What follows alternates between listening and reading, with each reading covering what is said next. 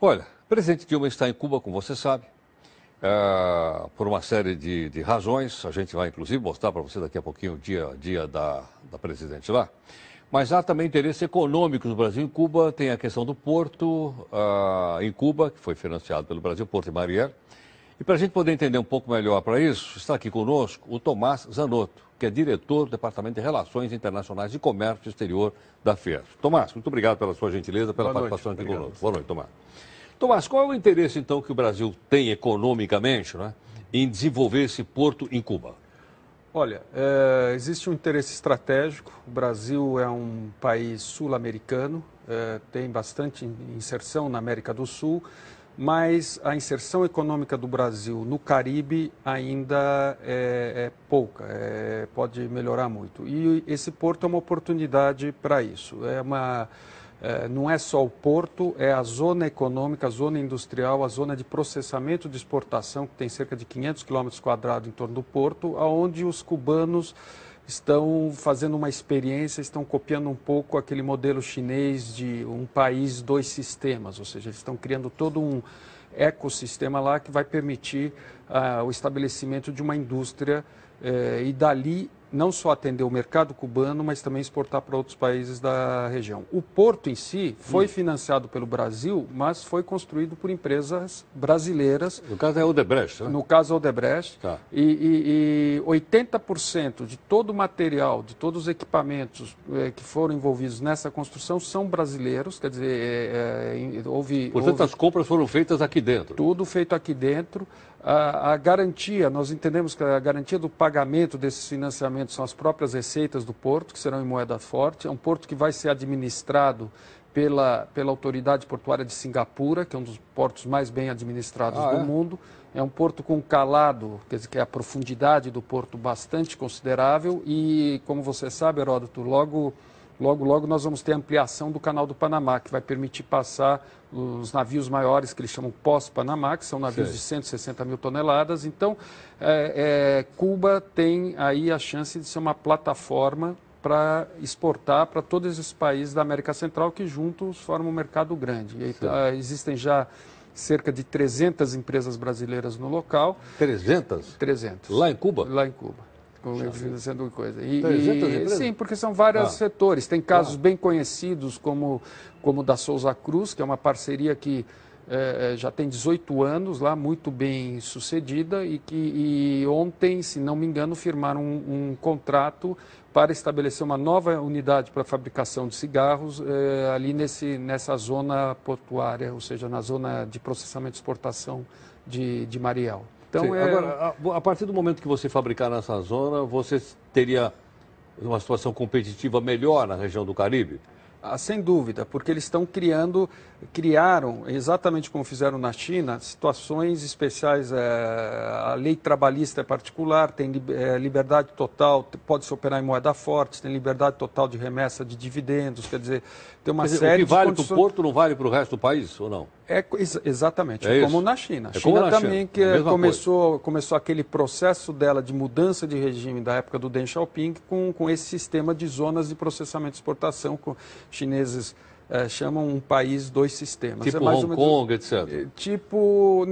Hong Kong ainda estava tipo Shenzhen, Guangzhou, aquelas zonas que foi aonde se iniciou vamos dizer, a mudança, né, da China, essa nova dos últimos 30 anos. Entendo. Quer dizer que Cuba, então, pelo que você está dizendo, está partindo mais ou menos, está seguindo mais ou menos o modelo chinês? Nós esperamos que sim. Quer dizer, estrategicamente é interessante que eles, aos poucos, comecem a liberar a economia deles e, com isso, atingir o progresso que esse país pode atingir. Cuba é um país que tem 11 milhões de pessoas, eles são educados, eles já lidaram com os problemas de saúde, então é um país que hoje, com a liberalização da economia, pode crescer bastante. Agora, Tomás, ainda pensando estrategicamente, nós sabemos que os Estados Unidos hoje continuam impondo aquele embargo econômico em cima de Cuba, né? Caso esse embargo venha, sei lá, no novo presidente americano ser suspenso, o fato do Brasil estar atuando nesse porto também facilitaria a chegada de mercadorias brasileiras nos Estados Unidos? Não há dúvida, não há dúvida. Eu acho que o embargo que alguns chamam de bloqueio, no meu modo de entender erroneamente, porque é um embargo econômico, ele deve cair. É um problema mais... Era uma coisa da época da Guerra Fria, isso, né? A Guerra Fria já acabou. Já acabou e, na medida, essa nova geração de cubanos, ou de descendentes de cubanos, que já estão na segunda, terceira geração nos Estados Unidos, já não fazem mais essa resistência. Esse embargo vem principalmente da comunidade, da diáspora cubana na Flórida, principalmente nos Estados Unidos, que se opõe a qualquer medida do governo americano no sentido de pacificar Cuba, vamos dizer assim. Entendo. Quer dizer, então, a partir daí, a gente pode imaginar que Cuba está caminhando em direção a uma economia de mercado ou de um capitalismo de Estado, como tem na China? É isso que está indicando. Indicando e sobre todos esses aspectos, diferente do que tem sido dito aí, nós achamos que é um movimento interessante do governo brasileiro. Entendo.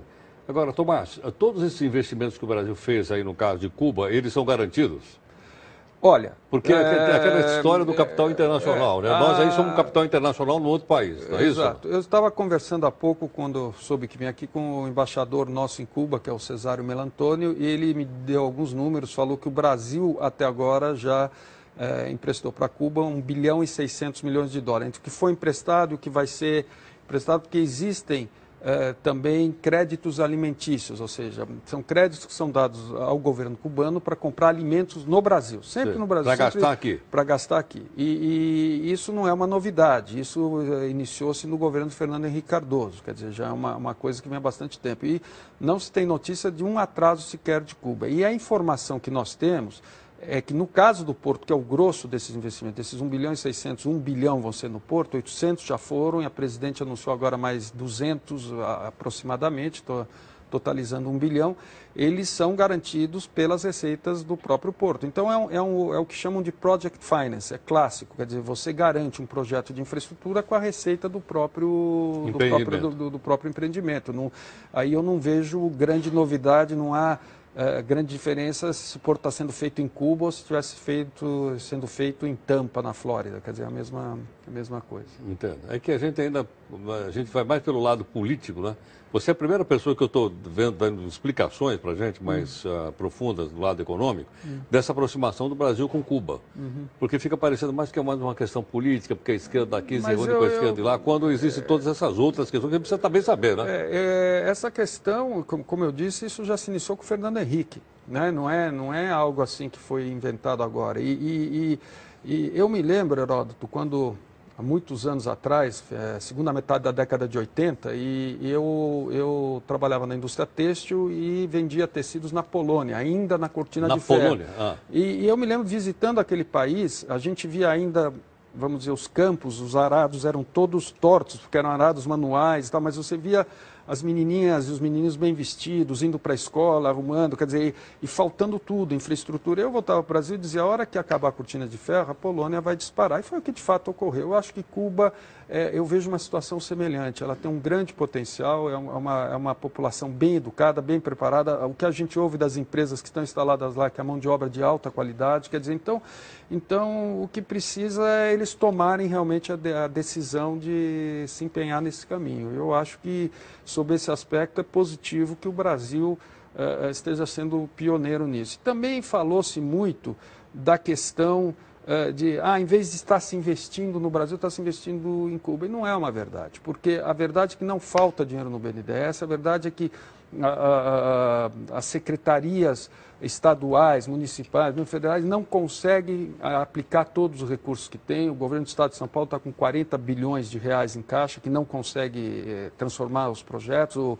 A própria Secretaria de São Paulo parece que tem 9 bilhões. Então, hoje no Brasil, uma grande dificuldade de se realizar projetos por questões ambientais, aprovações, licenças, quer dizer, é quase que um apagão de projetos, faltam projetistas, então não é que está se aplicando em Cuba em vez de fazer portos no Brasil. Também isso precisaria ser um pouco melhor estudado antes de se afirmar, na nossa opinião.